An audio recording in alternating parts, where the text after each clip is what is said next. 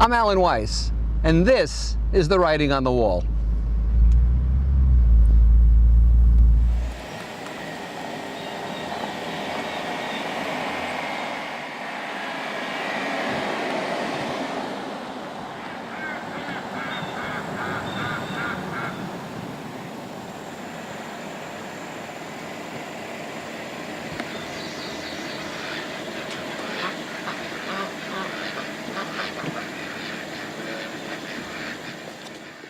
Welcome to Writing on the Wall. This is episode 151. You know, we're moving on 13 years. Can you imagine?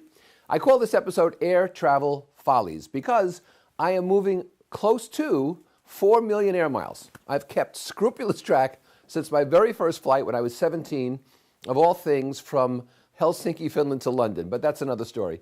Anyway, I'm moving to 4 million air miles, and I just want to reflect on some things I've seen. One of the things I've seen most recently is someone will be moving to TSA security, to the security lines, and they'll have a container of water, but much bigger than this, you know, a big bottle of water, and they'll realize they can't take it through.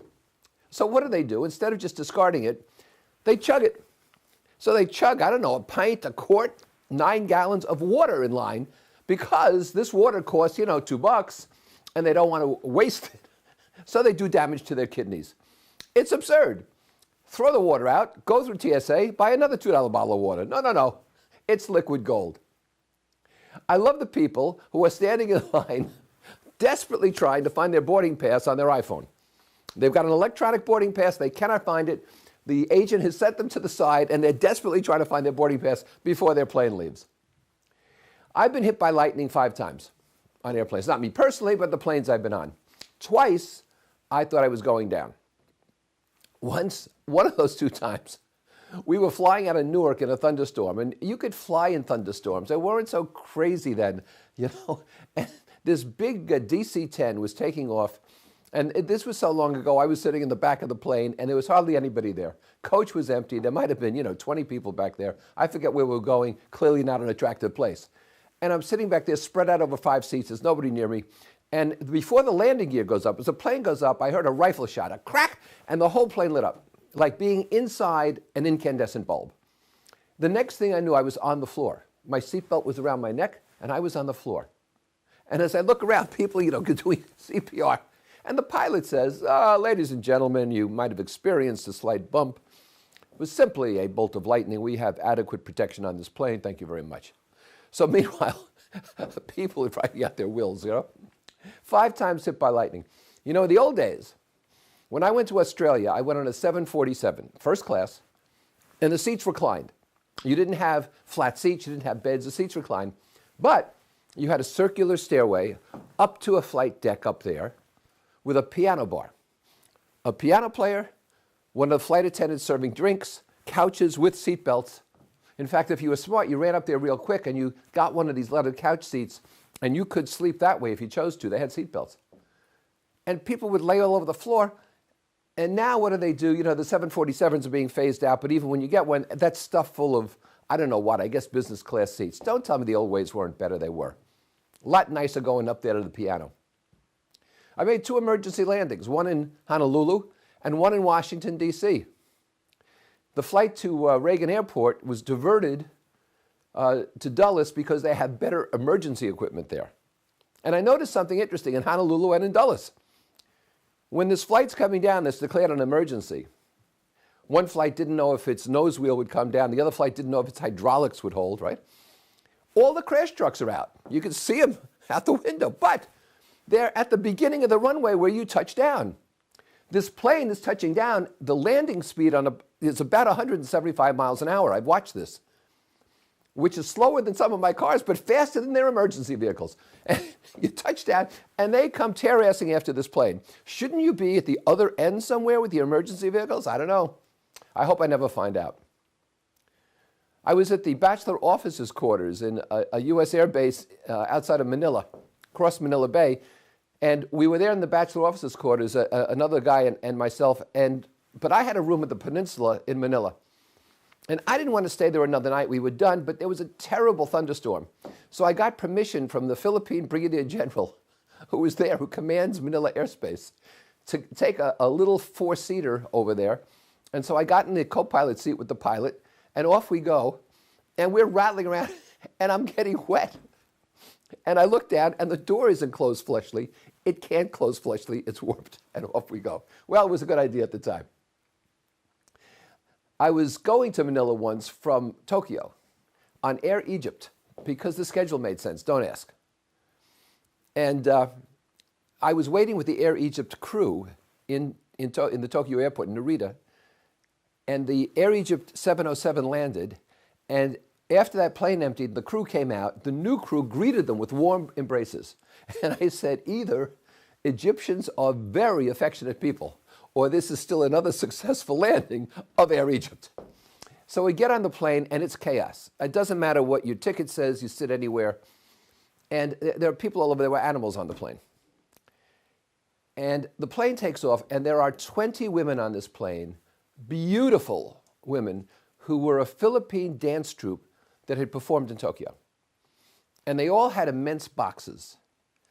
And they started tearing open these boxes on the plane, ripping out styrofoam. It was all over the aisles. And they were boom boxes.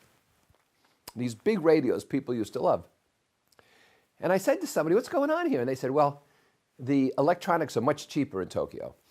But there's a huge tariff if you bring them into the Philippines. And so these girls are going to claim that they had the boom boxes to begin with. They left Manila with them, and they're going back with them, so there'll be no tariff.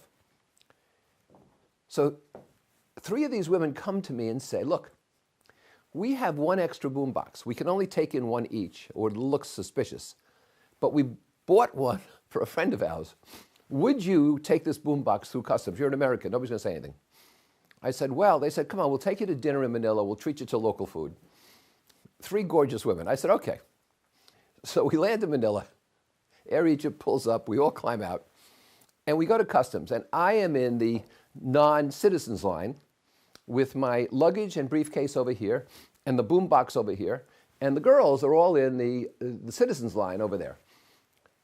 And the doors burst open, and armed police come in and arrest all the women and take them away for smuggling or I don't know what. Out they go, boom boxes and all. I turn around, the customs guy says to me, what do you have there? And I said, it's a radio. He says, are you here on business? I said, oh yeah. He said, you always travel with a large radio boombox for business? I said, I like music. He said, get out of here. So off I go, check into the Peninsula, once again, my favorite hotel there. And I've got this boombox. And about 2 hours later, I get a call, and it's one of the girls. And she says, we're in the lobby, bring the radio down here, and we'll take you to dinner like we promised. And we go out to dinner. The local place was fabulous. I said, wait a minute. How did you know I was at the Peninsula? I never told you that. You were supposed to get the boombox after we went through customs. She said, well, there are only 3 really good hotels in Manila, and we called each doorman and said, did you see the nerdy guy with a boombox? And that's how we found you. So another time I was flying out of Washington, and again, I'm in the co-pilot seat of a tiny little airplane going to some small airport in Delaware, and it's another storm. And I got the headsets on, I think it's pretty cool. And we take off, and the tower says to this guy, I hear it in the headphones, ND 441-2, 747 traffic, you're 11 o'clock, please confirm. And the guy starts to rub his windshield off on the inside with his forearm. And he's looking like this. And he turns to me and he says, do you see it? Here I am, 4 million air miles. We came back last week from Turks and Caicos. And we flew into JFK. And we went through global entry, which is excellently done in airports. I'm sorry, it's wonderful. And in JFK, where JetBlue lands, it's brand new. Everything is great. I go through global entry, I give my ticket to the guy, turn around, and this guy's examining my wife's ticket. You get this little ticket you got to give them in global entry. I go over and I look over the guy's shoulder because I can't go back in. Turns out the machines don't adjust in the US, and my wife's 5 feet tall, and even on her toes, it just had her forehead and the top of her head. And the agent's looking down, trying to identify the top of her head with this picture and let her go. It reminds me, I got back to the country through Miami, and there must have been 1,000 people in line. And the supervisor there at immigration used his head and he said, look, have people hold up their passports next to them and just make sure that it's legit, let them through. We're not going to go through any questions or stamps, 1,000 people. So they had about, 20 agents and we're marching through. And my passport had a mustache on the picture. That's what it was taken. But I had no mustache at the time. Didn't look like me. And I'm holding it up. And the agent's looking back and forth and he says, it's close enough for government work. And I got through. Here I am. I used to fly first class on 707s, and I took an Air Canada flight out of Toronto heading for Vancouver. No one was in first class. The first class steward had a frying pan, and he'd make up hors d'oeuvres with the frying pan, give them to me. Food was great, just me. And then he says to me, the pilots would like to see you up front. These were the days. I went up to the cockpit, and they sat me in the jump seat behind the pilot and the co-pilot. They showed me how to work the radar, because radar could look straight ahead or down or up or I don't know what. They explained to me what they were doing. And after about an hour, I went back to my seat. Those were the days, you know what I'm saying? The old Clipper Club that was Pan Am's, you had to be invited to join the Clipper Club. You couldn't pay $400 a year and join this air club. You had to be invited, and you had to wear a jacket. And if you came with a Pan Am first class ticket and you didn't have a jacket, they had jackets they put on you with a little emblem that said Clipper Club in different sizes. First grade liquor, everything free. Those were the days, I flew first class on US Air. Again, the only one in first class, coming into Providence here. And it's late at night. We're landing at about 11:30. And the flight attendant came over to me in first class. Now, I'm the only one there, about 12 seats, and sat down next to me, which I thought was unusual, and said to me, do you live in Providence? I said, yeah. And the flight attendant said, well, I've got a day here, and I'm staying in the city. Would you happen to be free? I said, well, I'm very flattered, but I'm married, and, I need to get home. Flight attendant said, I understand completely. I hope you didn't mind my asking. I said, I don't mind at all. And when I left, I was given a bottle of champagne wrapped in a US Air napkin. So it's about midnight when I get back to my house here, and I am creeping in the house, and my wife's asleep in bed, and I'm in the bedroom, pitch black, and I'm trying not to make any noise, and I've got my briefcase in my right hand and the champagne in my left like this. And of course, those of you who've been married know what's happened. My wife instantly wakes up and says, is that you? I said, oh, yeah, sorry to wake you. And she says to me, what do you have there? I mean, what is she, an owl? How does she see this in the dark? I said, I think I'd better stop lying, better not lie. I said, well, it's a bottle of champagne. So now she's halfway up and she says, what are you doing with the bottle of champagne from the airplane? I said, well, the flight attendant gave it to me. She said, why? I said, well, I was asked if perhaps we could get together tonight. And now she's up. She says, I'm calling USAF first thing in the morning. This flight attendant will be dismissed. We will not have this. This is outrageous. I said, please don't do that. Roger was a very nice guy.